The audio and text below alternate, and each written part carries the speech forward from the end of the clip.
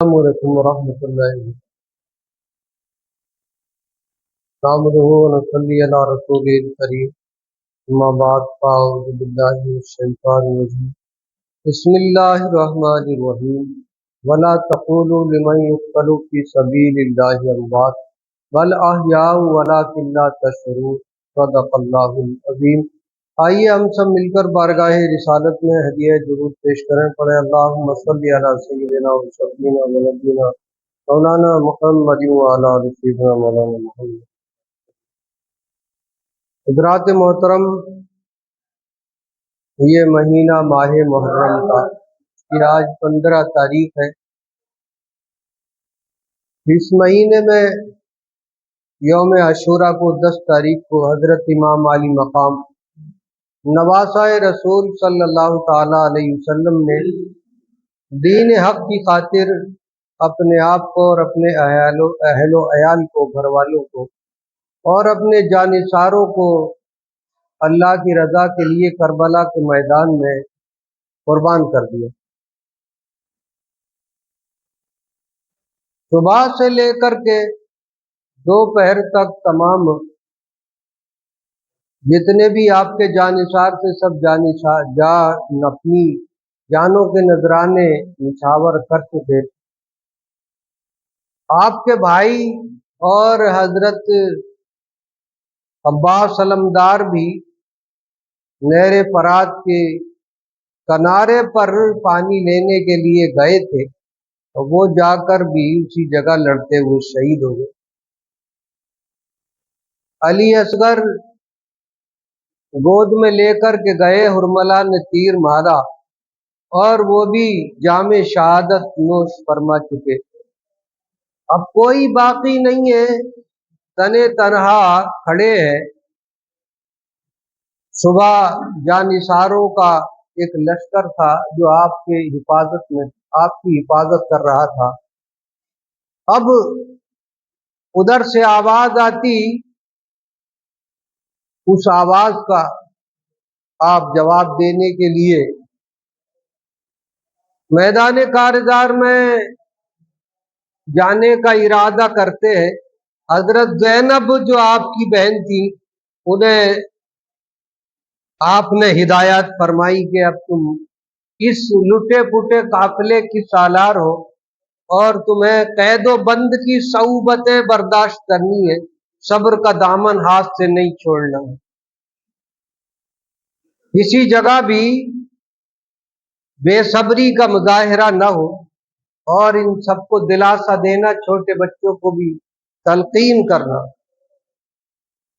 اپنی بیوی شہربانو اور ام رباب دونوں کو آپ نے رخصتی سلام کیا اور دعائیں دی۔ حضرت زین العابدین جو صبح سے تمام منظر دیکھ رہے تھے اور بیماری کی عالم میں بخار میں تپ رہے تھے، وہ کھڑے ہو جاتے، مگر ضعف کی وجہ سے، کمزوری کی وجہ سے رکا نہ گیا اور لڑکھڑا کے نیچے گر گئے۔ باپ نے اپنے جوان بیٹے کو یوں لڑکھڑاتے ہوئے بیماری کی حالت میں دیکھا، اپنے سینے سے لگا لیا اور ارشاد فرمایا، بیٹا تمہیں ابھی بہت سی مصیبتوں پر صبر کرنا ہے، قید و بند کی صعوبتیں اٹھانی ہے، اور تمہیں یزید کے دربار میں اس کے سوالوں کا جواب دینا ہے۔ تم قافلہ سردار ہو، تمہیں تمہارے ذریعے سے رسول اللہ صلی اللہ تعالی وسلم کی اولاد تمام دنیا میں پھیلے گی۔ آپ نے وصیتیں کی، اور وہ جو اسم اعظم کہیے یا اللہ کا نور، جو کہ سرکار مصطفیٰ صلی اللہ تعالی علیہ وسلم نے حضرت مولا علی کو عنایت فرمایا، اور حضرت مولا علی نے حضرت امام حسن امام حسین کو عنایت فرمایا، وہی آنکھوں کے ذریعے دل میں حضرت زین العابدین کے حضرت امام حسین نے ڈال دیا، جسے کہ علم ولایت کہتے ہیں، کیونکہ یہ ولایت جو ہے یہ حضرت مولا علی کے گھر سے ہی چلی۔ وہ ولایت کے تمام راز الہی وہ اپنے بیٹے حضرت زین العابدین کے سپرد کیے۔ آپ کا مرتبہ بہت بڑا مرتبہ ہے، ایک حدیث کی کتاب میں جو کہ حضرت عبد الرحمن جامی اور امام محمد صاحب نے بھی لکھا ہے کہ سرکار مصطفیٰ صلی اللہ تعالی وسلم نے فرمایا قیامت کے دن ایک ایسا منبر ہوگا کہ جس کی روشنی دور تک پھیلی ہوگی. لوگ کہیں گے کہ یہ انبیاء کرام کے لیے ہے یا رسولان اعظام کے لیے ہے, ان کے لیے ہے. تو اس وقت جو منبر کو اٹھائے ہوئے فرشتے ہوں گے وہ یہ کہیں گے نہ یہ رسولان اعظام کے لیے ہے اور نہ یہ انبیاء کرام کے لیے ہے, نہ شہداء کرام کے لیے ہے, بلکہ یہ عابدوں کے سردار اور پسر امام حسین حضرت علی ان کا نام تھا, علی بن حسین کا ہے, یعنی حضرت امام حسین کے صاحبزادے کوئی نام جو تھے تو علی اکبر, اور یہ بیچلے تھے ان کا علی اوسط تھا اور چھوٹے والے کا علی اصغر تھا. تینوں صاحبزادوں کے نام علی رکھے تھے. تو علی بن حسین کا منبر ہے. اس وقت جبکہ حضرت زین العابدین اس منبر پر رونق افروز ہوں گے تو تمام جتنے بھی عابد ہیں, عبادت گزار ہیں, قیامت تک کے لیے وہ سب آپ کے قدموں میں بیٹھیں گے. یعنی تمام عابدوں کے سردار, زین العابدین کا مطلب تمام عابدوں کے سردار. یہ مرتبہ امام علی مقام نے اپنے بیٹے زین العابدین کو آنکھوں کے ذریعے ان کے دل میں نور اتار دیا, جسے کہ اللہ تبارک و تعالی نے سورہ نور میں اللہ نور السماوات والارض فرمایا ہے کہ زمین و آسمان میں اللہ ہی کا نور ہے. اگر کوئی دیکھنے والا ہو تو اللہ کا نور ان اللہ والوں میں نظر آ جاتا ہے. رخصتی چاہی اور امامہ حضرت علی کا, حضرت مولا علی کا اپنے سر پہ سجایا, تلوار ذوالفقار اپنے پیٹھ پر حمائل فرمائی, گھوڑے پر سوار ہوئے, گھوڑے کو ہانکنا چاہتے تھے کہ گھوڑا اپنی جگہ سے نہیں ہلا, بالکل بھی ہلا نہیں, بتیری ایڑ لگائی اور سنٹر لگایا مگر گھوڑا ہے کہ ہلتا نہیں. انہوں نے سوچا حضرت امام پاک نے کہ آخر بات کیا ہے, گھوڑا کیوں نہیں چلتا؟ کئی مرتبہ کہہ دیا اور پھر بھی نافرمانی ہے. اس نے سر ہلایا, جب نیچے کو یوں جھانک کر کے دیکھا تو اگلے پیر پر حضرت سکینہ لپٹی ہوئی. آپ نیچے کو اترے اور چھوٹی سی 4 سال کی بچی کو اپنے سینے سے لگایا اور انہیں اٹھا کر کے لے گئے. حضرت زینب اپنی بہن کو بچی کو دیا, وہ بچی کو تڑپتے ہوئے اور تمام احباب کو روتے بلکتے ہوئے آپ چلے جاتے. فوج اشقیاء کوفیوں کے سامنے جا کر کے کھڑے ہوئے اور آخری اتمام حجت کے لیے آخری خطبہ ارشاد فرمایا, اے لوگوں تم نے میرے سامنے تمام میرے عزیز و اقارب آبان و انصار کو شہید کر دیا, اب بھی وقت ہے, میں تمہاری اس خطا کو معاف فرما دوں گا اور رسول اللہ صلی اللہ تعالی علیہ وسلم سے اپنے نانا سے تمہاری شفاعت کرا دوں. اگر تم میرے قتل ناحق سے باز آ جاؤ تو میں اب بھی معاف فرمانے کے لیے تیار. تمام سب بڑے سے لے کے چھوٹے تک سب انہوں نے شہید کر دیے, مگر دل دیکھیے, بخشش دیکھیے کہ حبیب کبریا کی شان رحمت تو ذرا دیکھو, ستم سہتے تو ہیں لیکن ستم ڈھایا نہیں کرتے, سارے ستم سہ کر کے معاف کرنے کے لیے تیار ہے, معاف کرنے کے اب بھی معاف کر دوں گا.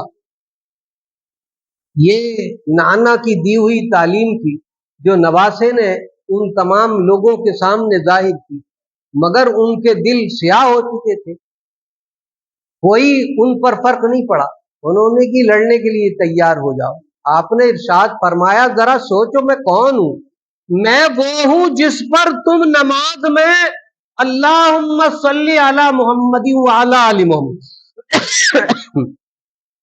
وعلی آل محمد, जिस पर दुरूद पढ़ते हो, मैं वही नबी की आल हूं। मेरे बाद इस पूरी कायनात में, पूरी दुनिया में कोई नबी का नवासा नहीं होगा। जिस पर तुम दुरूद पढ़ते हो, मैं वही तो आले मोहम्मद हूं।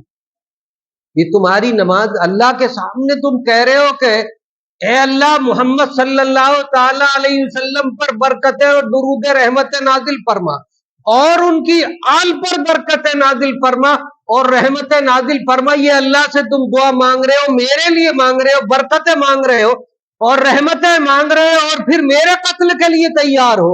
आखिर ये तुम्हारी झूठी नमाज है, ये तुम्हारी नमाज है, ये तुम्हारी इबादतें झूठी है। कल कयामत में अल्लाह ने अगर तुमसे पूछ, और जरूर पूछगछ होगी, कोई ऐसा नहीं जिसके अमल के बारे में पूछगछ नहीं हो, तो अल्लाह के सामने जब तुम खड़े होगे, चलो ठीक है, मैं आज इस दुनिया से रुखसत हो रहा हूं, चंद दिनों के बाद तुम्हें भी इस दुनिया से जरूर रुखसत होना, कोई ऐसा नहीं जो इसी जगह रहे। तो उस वक्त अल्लाह के सामने जाकर के जब तुम जवाब दे होगे, तो फिर तुम क्या कहोगे? इस नमाज का भी हिसाब ना दे सकोगे जो तुम करबला में पढ़ रहे हो, झूठी नमाज। क्या कह रहे हो अल्लाह से, अल्लाह आले मोहम्मद पर बरकतें नाजिल फरमा और इन पर रहमतें नाजिल फरमा, और तुम उनको उसी आल पर तलवारें बरसा रहे हो, तीर बरसा रहे हो, भाले और बर्छियां बरसा रहे हो। तो ये जबान पे कुछ है, तो तुम्हारे दिल में कुछ है, अमाल कुछ है, नीयत कुछ है। ये आपने तकरीर फरमाई, मगर वो ऐसे शकील कल्ब हो चुके थे कि उनके दिलों पर जरा भी असर नहीं हुआ।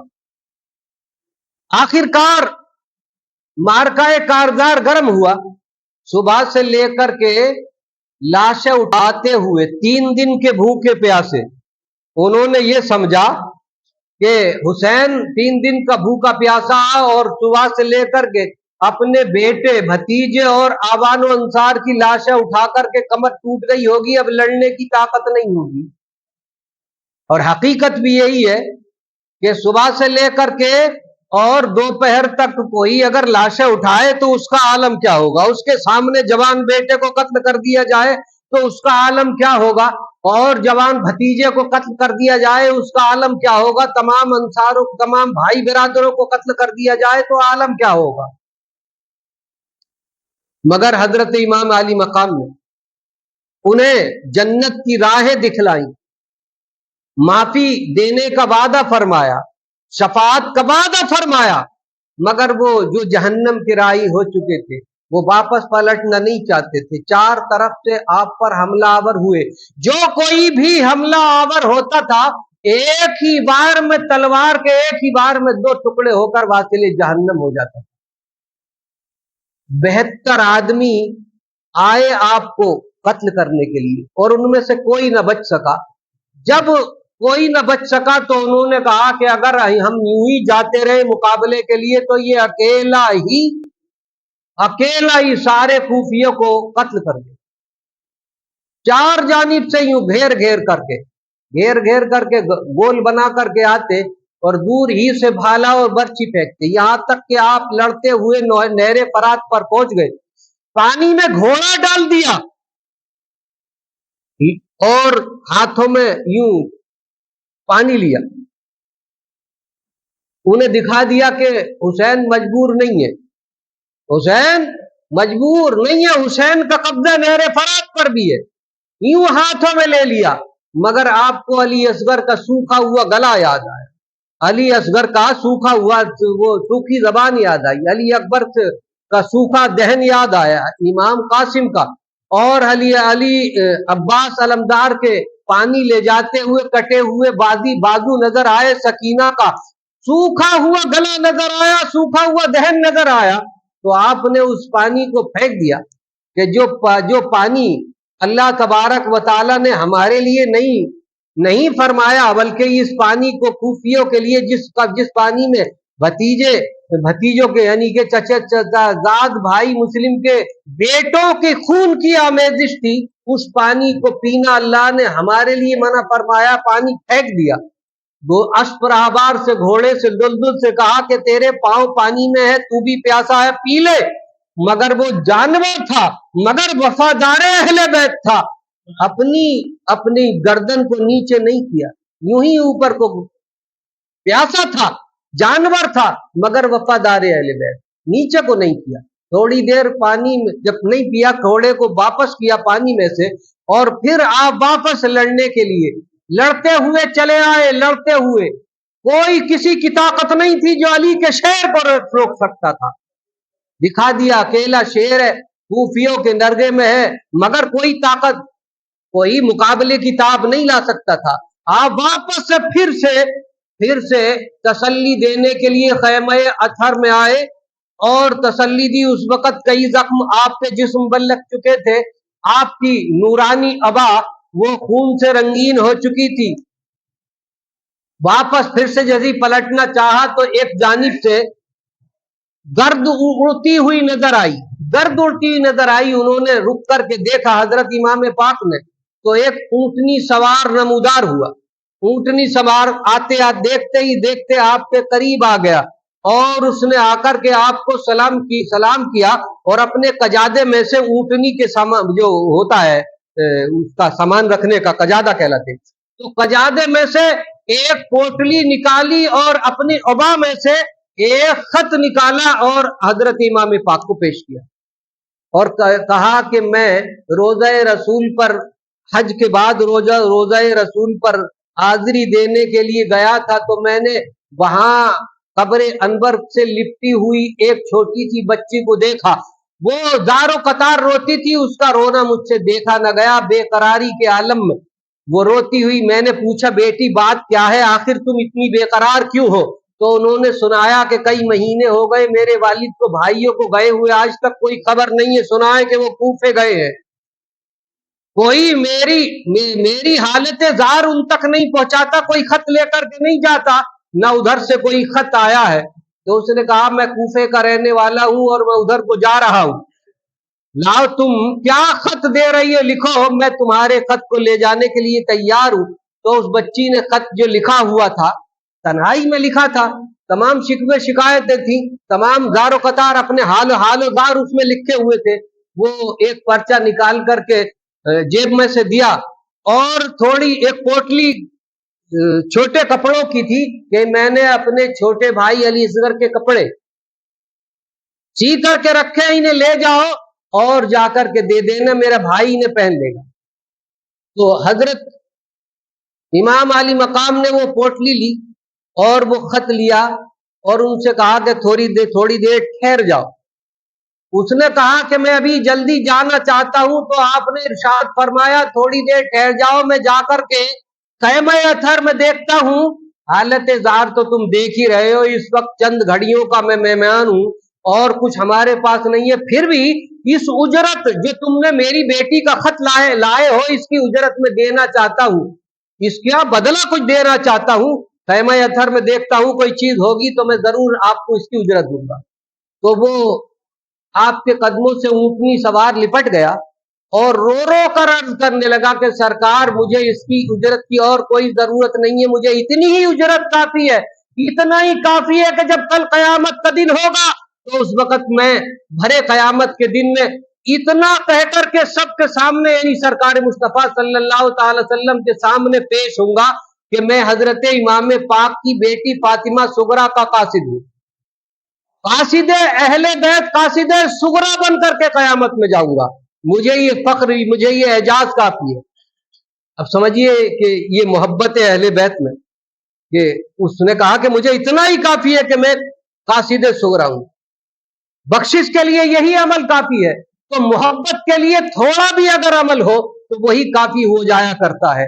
उन जैसी नमाजें जिन्होंने के अजान भी दी, करबला के मैदान में नमाजें भी पढ़ी और कुरान भी पढ़ते थे, वो कुरान नहीं है, वो नमाजें नहीं है कि झूठी नमाजें कहें बरकतें वो अहले बैत पर और सुबह के वक्त में उठ करके तलवारें बरसाए उसी अहले बैत पर, तो ये नमाजें नहीं है। हजरत इमाम पाक का जिक्र ये ईमान की निशानी है। अगर हजारों भी आए तो वो बेईमान थे और वो जहन्नमी थे, वासिले जहन्नम हुए, बुरी बुरी मौत इस दुनिया में आई और हजरत इमाम पाक वो शहादत की मंजिल पर फाइज हुए। और उनके अहले बैत अतहार भी अल्लाह तबारक व तआला ने उनकी जन्नती होने की गवाही कुरान पाक में दी, वला तक़ूलू लिमन युक़्तलू फ़ी सबीलिल्लाह, बाद जो अल्लाह की राह में कत्ल कर दिए जाए उन्हें मुर्दा गुमान न करो, बल्कि वो जिंदा है और उनकी जिंदगी का तुम्हें शऊर नहीं है। हजरत इमाम पाक ने अकेले जाकर के न जाने कितनों को वासिल जहन्नम किया। जब शिद्दत से यानी बहुत तीर तलवार आपके जिस्म पर लग गए तो आपने कमजोरी नकाहत की वजह से अपने सर को तपते हुए रेत में करबला के मैदान में सजदे में रख दिया, अल्लाह के सामने सजदा किया। आखिरी वक्त में भी लोगों को ये बता दिया है लोगों कि ऐसा ही वक्त हो मगर अल्लाह के सामने सर्व सुजूद रहना। नमाज की पाबंदी बता दी और इश्क की बात बता दी कि नमाज कैसी होती है। अगर तलवारों के साए में भी अगर तुम हो तो उस वक्त भी नमाज न छोड़ना। मस्जिद में बैतुल्लाह की दीवारों के साए में नमाज इश्क अदा होती है तलवारों के साए में, कि ये है नमाज इश्क, गला देर तेज है, रोशन है कायनात में सजदा हुसैन का। तो अगर हम मानने वाले हैं तो फिर हम सजदों की पाबंदी करें, सजदों की पाबंदी करें, नमाज हुसैनी नमाज पढ़े, इश्क के सजदे अदा करें और इश्क का जो है जज्बा अपने दिलों में पैदा करें। तो ये दुनिया भी हमारे लिए अच्छी होगी और कयामत में भी शफात मुस्तफा के हकदार होंगे। अल्लाह तबारक व तआला हम सबको हुसैनी जज्बा इनायत फरमाए, हुसैनी नमाज इनायत फरमाए। अल्लाह तबारक व तआला हुसैन आदम की उस बेमिसाल शहादत के सदके हम सबके सगीरा कबीरा गुनाहों को माफ फरमाए। आमीन। वाखिर दावाना अनिल हम्दुलिल्लाहि।